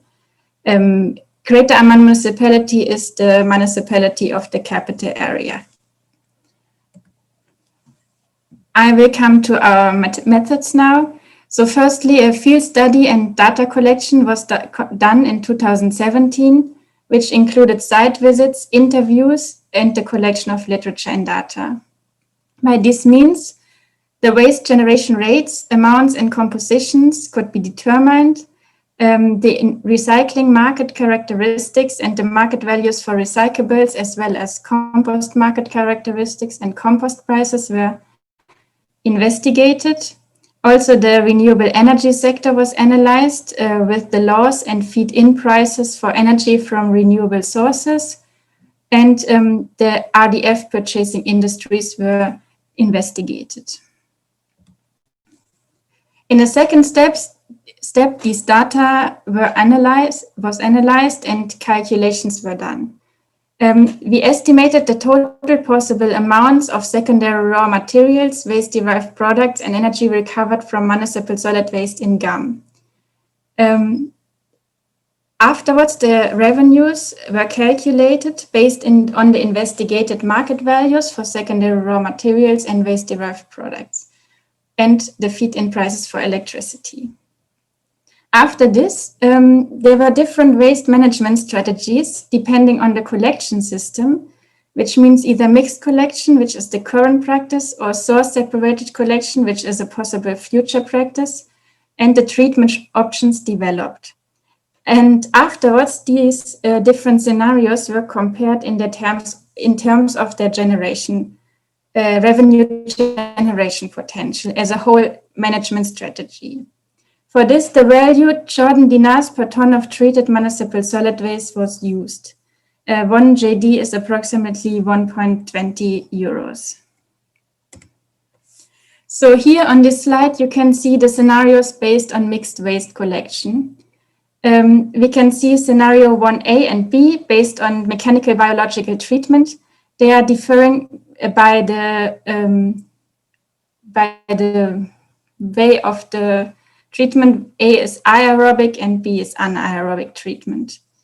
In scenario 2 is the waste incineration. In the third column, you can see the outputs or streams, and in the last one, the residues.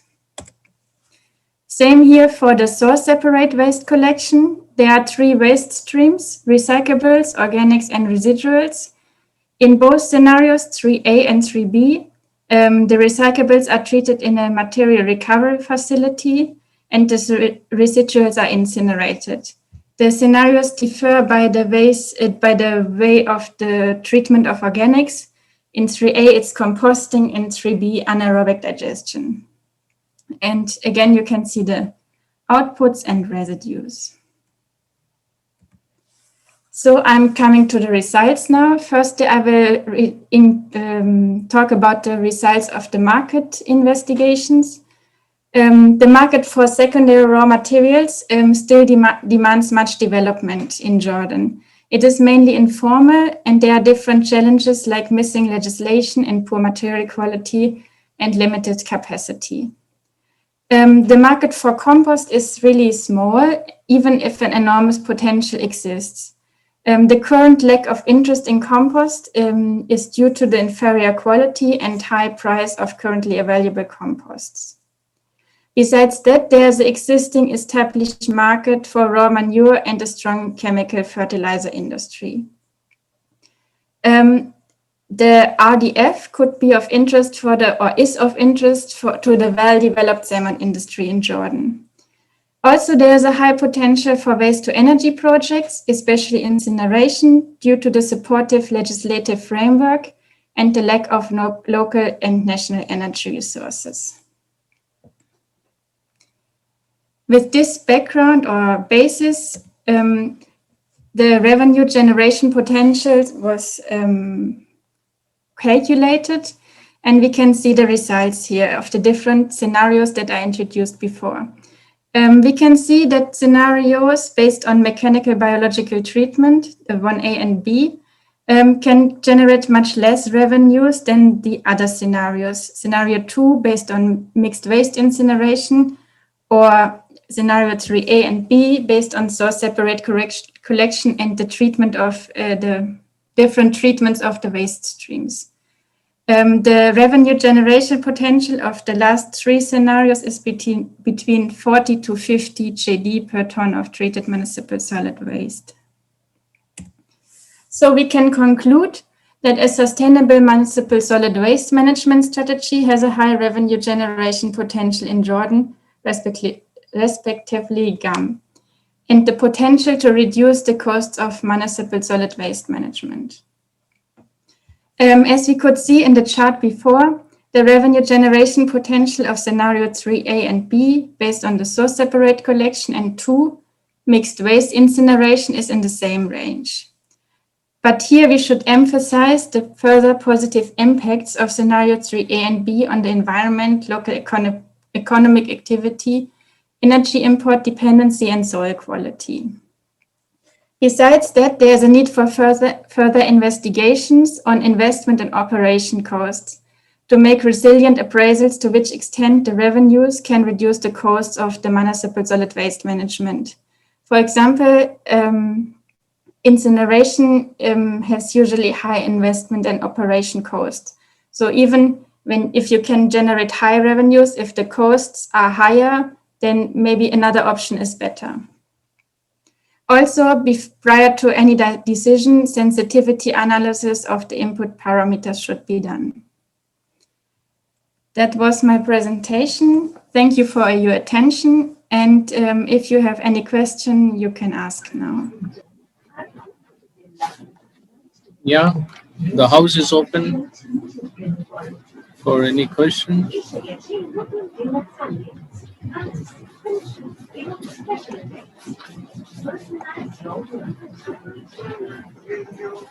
If you have any question, please, you are welcome. So, all right, I don't think that there are questions for the speaker, but you know that I am very happy hearing the presentation of these 5 speakers. And of course, circular economy is the way forward for the waste management. And we talk about mostly the municipal waste management, but circular economy, not only in municipal waste management, more also towards the industrial waste management and also industrial processes. Because you know that in industries, we know that we are always and we are always interested to reduce the defect percentage. And that is also a circular economy approach. And any material, whether it is in the factory, whether it is in the household or any other place, if we can, our target is to reduce the input consumption, the amount of input which is given to any of the processes, and reduce all the types of waste, whether it is a waste at the household level, whether it is waste at the industrial waste level, whether it is a waste in the process, like in engineering process, say we have to machine a particular component.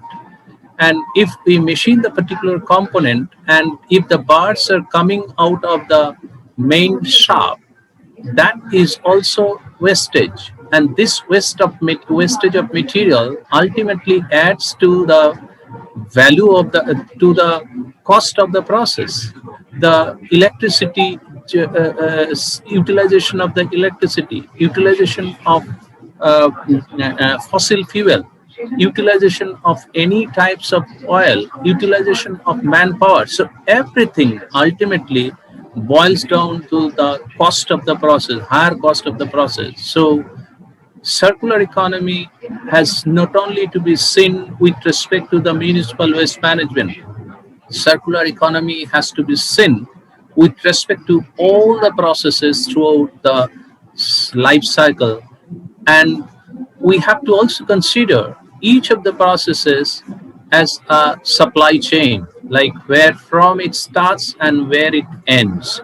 And it is always better to have that there is no end. The end point should be always connected to the initial point and the process point, that we call the closed loop system.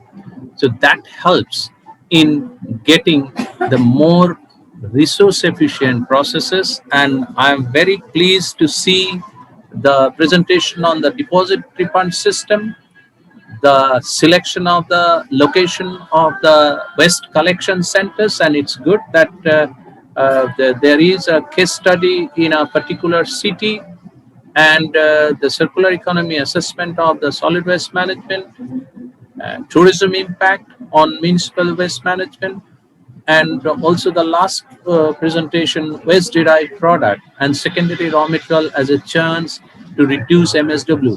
Because you know that this fifth presentation is very, very important with respect to the resource utilization is concerned. Each of the waste, rather resources, waste should be considered as resource, and unless and otherwise there are innovative processes to convert this waste generated into a valuable product, our processes will not have any value and the waste will be as waste only. So in that way, we have to put forward our thought process and innovation in developing the processes as well as the product. Bitirmesini bekliyorum. Konuşuyor mu? On the other hand, we have to look into the market for the recycled product. So this is also one of the very challenging area we have to work together. So research is not only for the processes, research also to educate and to the awareness of the benefit of using recycled product. Like if you consider the green building codes, there are many codes throughout the world, and in that particular says CD waste, construction and demolition waste. The green building code says that you have to use some percentage of recycled product in the construction activities. So in that way, these are all issues which are very interesting with respect to the implementation of the circular economy. And I wish that all of us who are here will vouch, will advocate for the circular economy processes. And at the last, I must thank all the participants and the speakers who have made this. Dr. Ghosh, Serhan Maden is waiting for Hello, sir. I am ready for presentation. You have one more presentation? Yes, Serhan Maden is waiting for us. I have a technical He shared his problem screen. and I solve it. But I have only 5 presentations. And however, if Madam is there, so I'll request to share the screen and kindly introduce yourself for the information of all the participants. Please. Hello, I am Serhan Maden. I am PhD student at Istanbul Technical University. I study on smart city and smart waste management, and my study is about location selection for reusable waste collection center using the multiple criteria decision making technique, TOPSIS, case of Şehremini.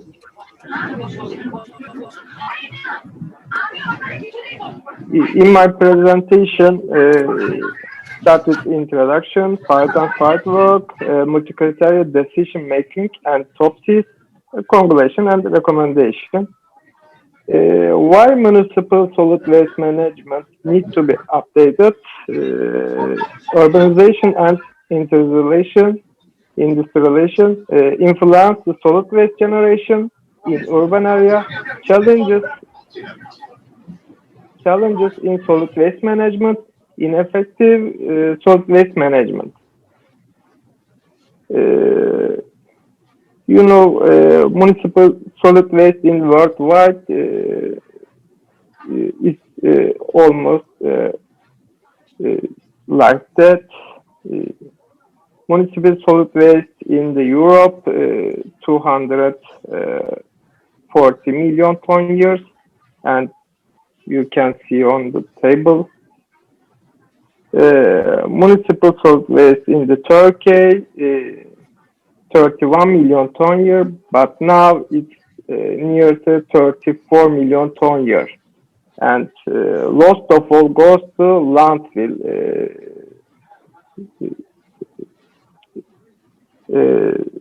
27 million ton goes to landfill every year. If we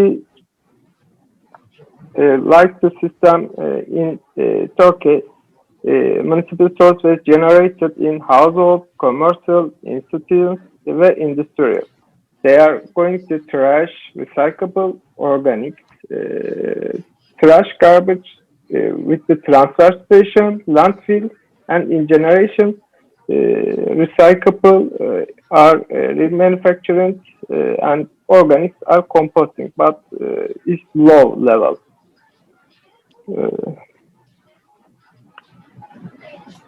The objective of the study within the scope of this recycling houses project to be implemented for the separate collection of urban solid waste at the source in Turkey. Determining the location of these equipment is important for collection efficiency, waste transport route, and accessibility. This study aims to identify the most efficient location for recycling houses to be established in Fatih Şehremini neighborhood. The TOPSIS analysis method was used to determine which the most appropriate school and mosque point for the waste density and accessibility within the neighborhood. This study is promising in terms of optimization of municipal solid waste management and establishment of recycling houses at optimal location in wider areas by implementing them at the county and provincial level.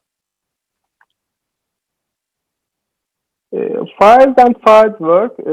According to the information in the system of Ministry of Environment and Urbanization, there are 22,117 households living in Şehremini neighborhoods of Fatih municipality. There are 49 businesses and 10 streets with a total length of 2,962 kilometers in this neighborhood. The neighborhood is mostly located in a flat area geographically. It has a mixed socioeconomic structure. The amount of household waste for Istanbul is calculated as 1.28 kilogram per day per person, according to Turkcell. As a result of the waste characterization study conducted by ISTAC in 2017, and 30% of the waste was found to consist of reusable waste, paper, plastic, metal, glass, and electronic. In Şehremini neighborhood, the daily amount of reusable waste is nearly 80 tons. 8 tons. The recycling rate in Turkey is calculated as 10% according to Turkcell. It is anticipated that there will be a 50% participation in line with the information and education activities to be carried out within the scope of the recycling houses. GERS. Project in the Şehremini neighborhood. This shows that the maximum amount of waste that can be reused daily will be 4 tons a day. Within the scope of the project, waste collection capacity of GERS was calculated as 600 kilograms per day. It was calculated that there is a need of 7 GERS in order to popularize the project across the Şehremini neighborhood. For each school and mosque, an area with 50 meters of radius was taken into account. Since all apartment heights in this area are almost equal, apartment populations were considered equal. You can see the mosques and schools. Within the scope of the project, the distance of the waste to be collected at GER points to the facility in Eyüp, which is the nearest waste sorting plant of the metropolitan municipality, was calculated. For the pilot application, TOPSIS method was used to determine a school and a mosque garden that would provide the highest efficiency in Şehremini neighborhood. Gas like that you can see on the picture. GER will serve as a unit or area for the collection of recyclable materials such as glass, metal, plastic, cardboard, paper, electronics, and etc. In populated areas, as shown in figure 1, inside one person will be employed and separate containers will be placed for each type of waste. Household waste brought here will be wasted, collected, and bonuses will be accumulated on their mobile application.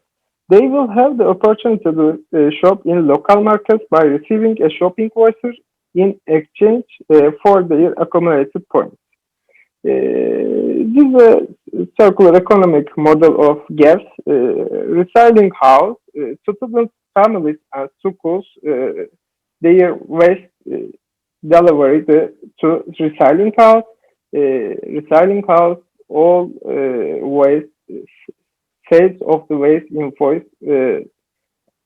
recycling house sell the waste to collector company, and sales of waste invoice goes to collector company, and scrap revenue 6% bonus payment to student family schools, and 20% donation goes to parent and teacher association, and 20% project execution interruption, like that.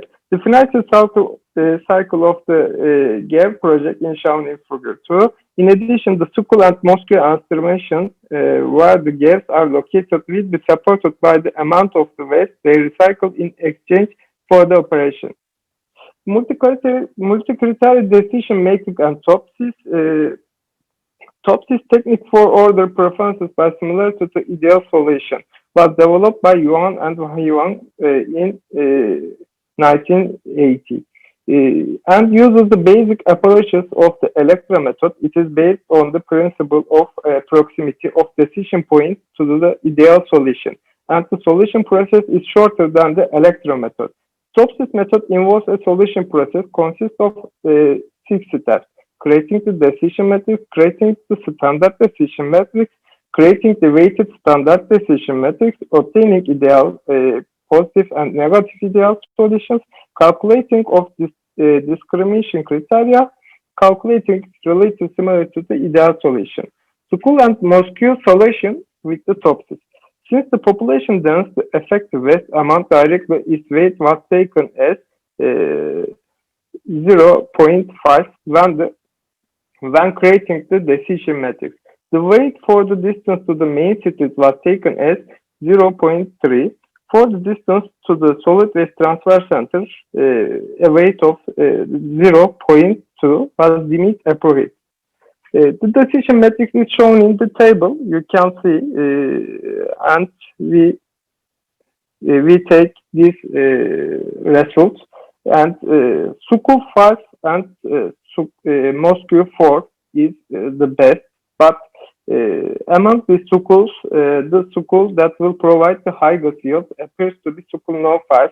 However, due to the lack of a school garden at this school no 4 was selected. Similarly, the mosque with the highest value among the mosque was the mosque 4, no 4. In Turkey, waste collection points are determined anonymously and randomly. With this method, further comparative studies can be carried out for both reusable waste and other waste collection points. It is estimated that the highest amount of waste collection can be achieved in this region by placing gas at these 2 points during the implementation phase. It is aimed to monitor the amount of waste between the school and the mosque in order to determine the positive contribution of the students in the school. Conclusion, result, waste collection cost plays an important role in the high cost of urban solid waste management. In order to reduce these costs, urban waste needs to be separated at the source and recycled. In this study, TOPSIS, one of the multi-criteria methods used in many studies, was used in the selection of places for the recycling houses. The designated waste points were identified as a school No. 4 in the school category and mosque No. 4 in the mosque category. Although the school No. 5 had a higher score, the second higher school was preferred because of its appropriate physical condition. The result of this study showed that performances of waste collection centers at the selected location can be estimated to be utilized in decision-making processing regarding the reusable waste management. In line with the result of this study conducted for a small neighborhood, it's believed that the result can be applied for the larger area.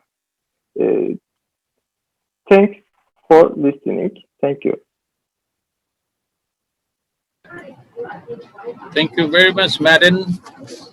You Thank have you. done a good job. So, any question from the audience? Any question from the audience? Good, Maden. I would be interested to know, because MCDM, there are a number of tools. So, what is the significance that you used TOPSIS? Why? What is the benefit? TOPSIS is a simple way to and is good way for choose a point for the waste collection center. I understood. Trust.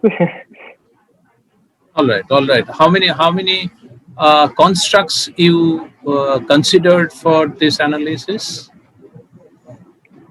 I can't understand you. I'm sorry.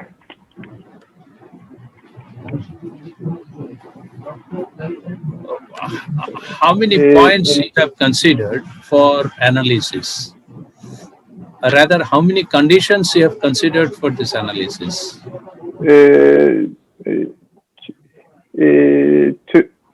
12 points we choose, and we take it 2 pilot points for choose a real position. Good. Thank you very much. If you ask email, I can All right. give All you right. the Yeah. Yeah, but these are all very good work on waste management. Number of management tools, MCDM tools are being used by different researchers. So you have done a good job. So I believe that we don't have any other participant or presenters for this session. So it was a nice session and with 5 presentations. So I have already given the concluding remarks, and all the presentation was very nice and the researcher good. We will look forward to have more research on this area. But meantime, I can also see some of my known people, like from Philippines, Marcelino, from Bangladesh, Sharif, all these people are there, and Muhammad Rafiqul. So in that way, I hand over this microphone to the organizer of Eurasia Waste Management Symposium. I express my gratitude and thank to the president and the chairman, Professor, who invited me for giving the keynote and also chairing the session. And I'm very impressed with the organization, what they are carrying out for last 2 days. I had also been there in the inaugural session and some of the sessions yesterday also. It is very well organized, and I appreciate the organizer and the leader of the symposium. And I wish that this will enhance the capability, and also in the next year more people will be will be assembled together physically, not on this virtual platform. With this, I hand over this microphone to the organizer, the madam. Okay, this is the official end for session 6 and 5th Eurasia Waste Management Symposium. Thanks for joining us and we appreciate your attention. We wish to see you again another Eurasia Waste Management Symposium face to face. Thanks for your participation. Thank you very much. Okay. Thank you so much. Again. See you again. Thank you. Yeah, Rafiqul, thank you. Yeah, Professor Ghosh, thank you so much for your nice contributing. Okay. Have a good day. Thank you. And possibly we all will see in the 10th International Conference on Sustainable Waste Management that will be held during December 2 to 4. That is also a very big conference where around 30 to 35 countries will participate. The last date of submission of the abstract is 7th November and full paper is 30th of November. So you can easily submit and be present there. With this, thank you very much and let us call it a day. Bye-bye. Okay, meet you Goodbye. again. Thank We you. hope to see you Thank again. you. Goodbye. Goodbye.